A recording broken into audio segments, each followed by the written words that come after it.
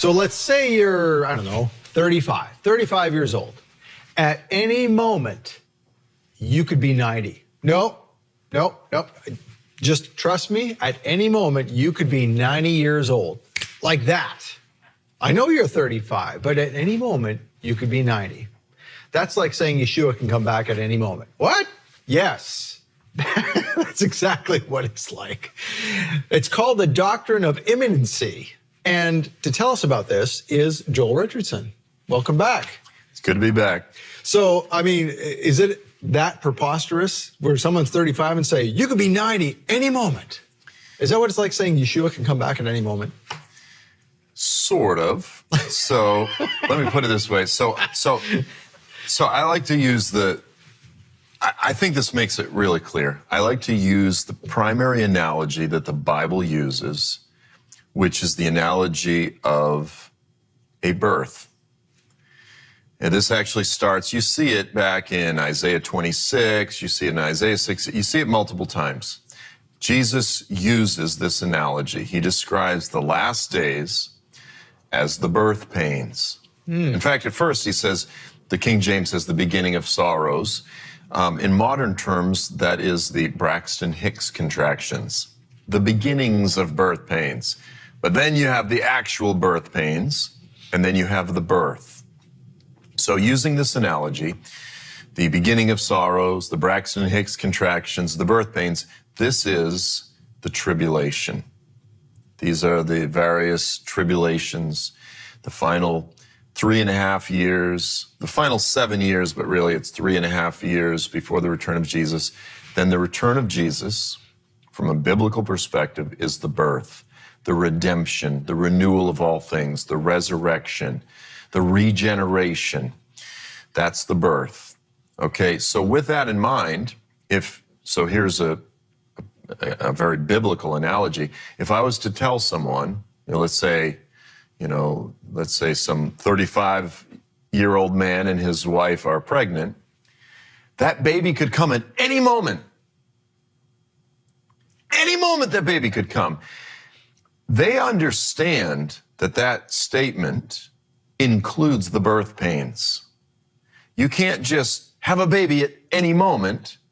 The birth pains can come at any moment. And first you have to go, now because in the first century, they didn't have C-sections. There was no surgery. The only way you were going to have a baby is if you went through the normal process of delivery, birth pains, contractions, baby. And so when preachers say, Jesus can return at any minute without any preceding prophetic signs, any second now, before you and I finish this sentence, it could happen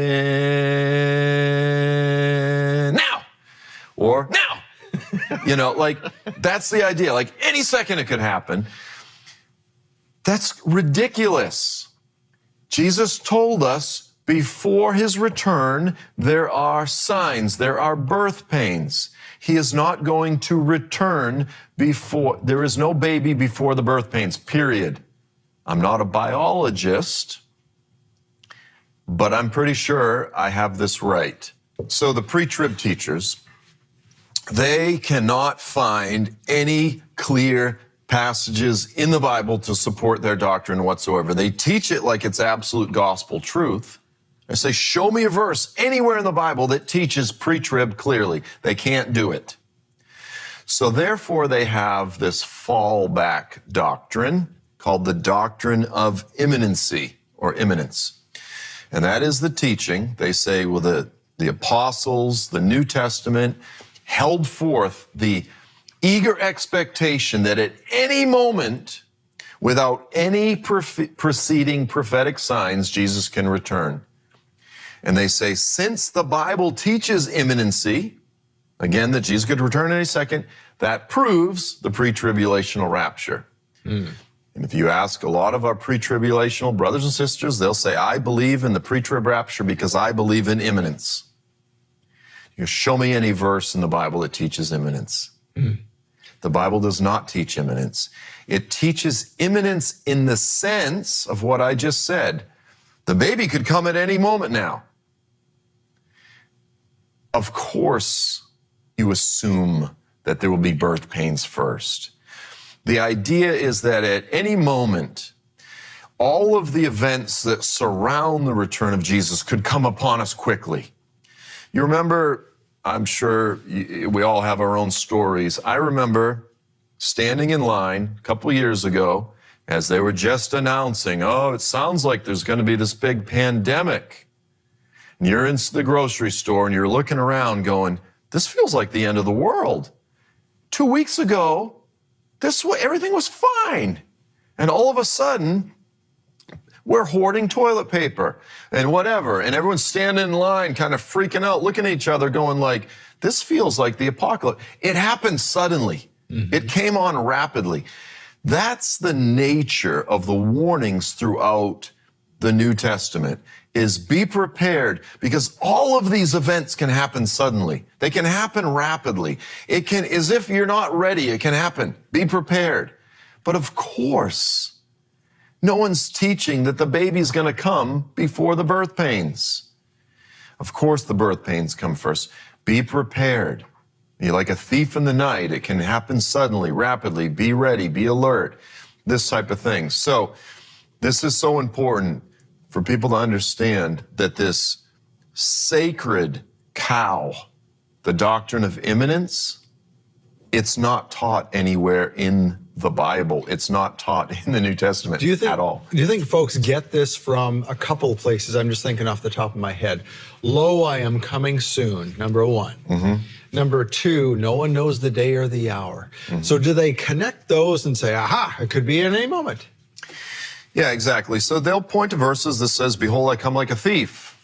See, he comes like a thief when you're not ready. And I go, yeah, but it says, but you, beloved, are not those who sleep, that day should surprise you like a thief in the night.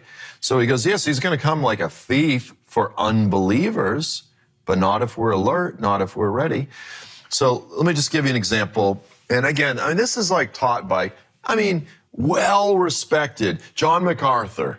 You know, I could quote him almost verbatim, where he says, from the very earliest days of the church, there was an eager expectation that at any moment Jesus could return, this type of thing. So I've asked a handful of these teachers, I say, at what point was the doctrine of imminence true?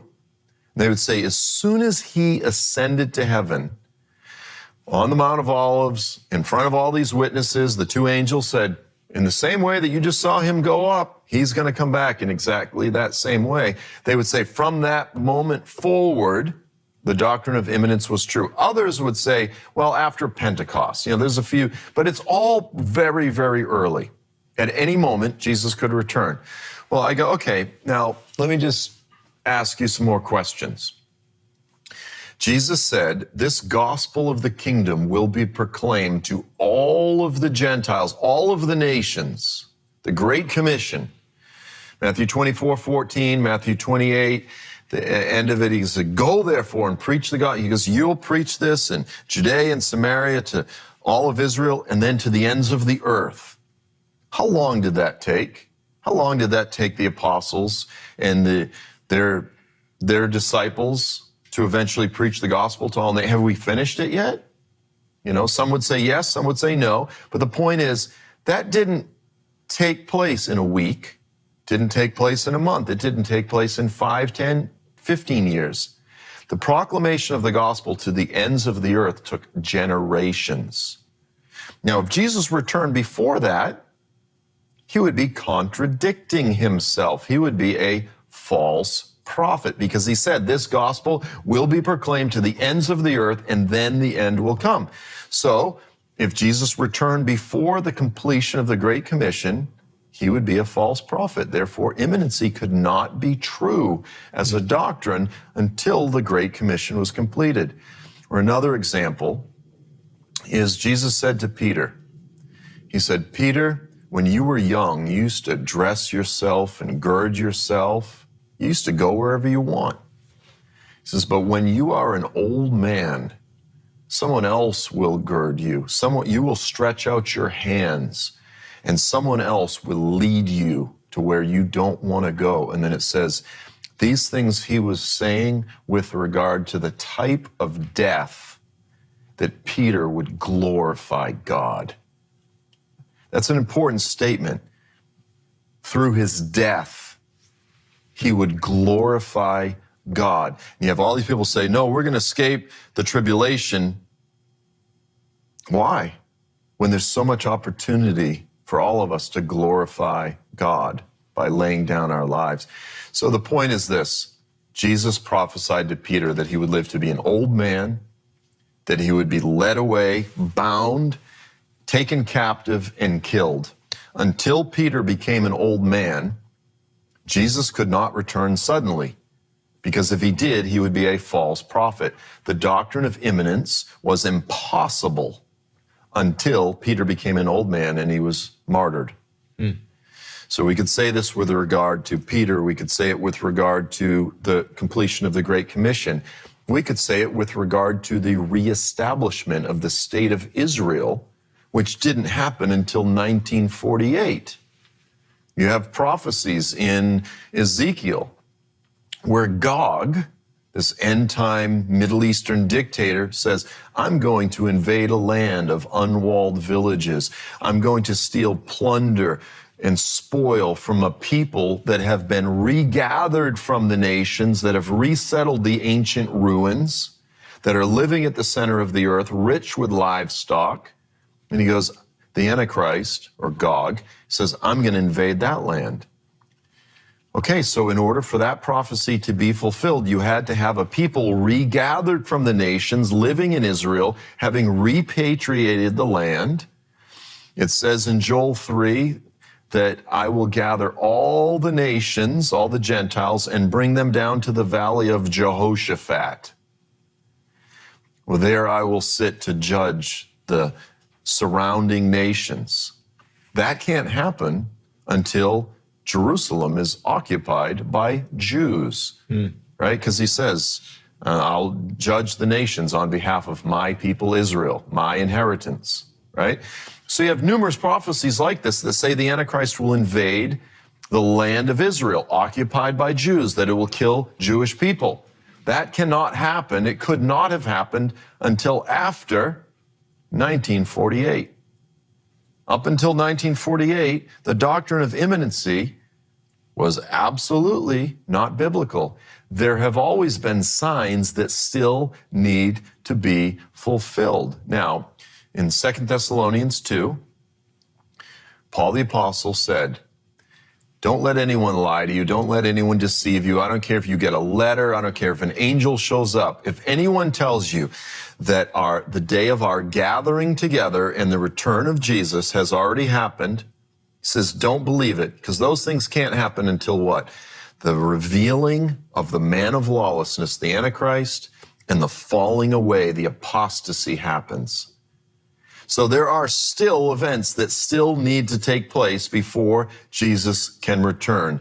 And those two events, the revealing of the Antichrist and the falling away, are part of the birth pains.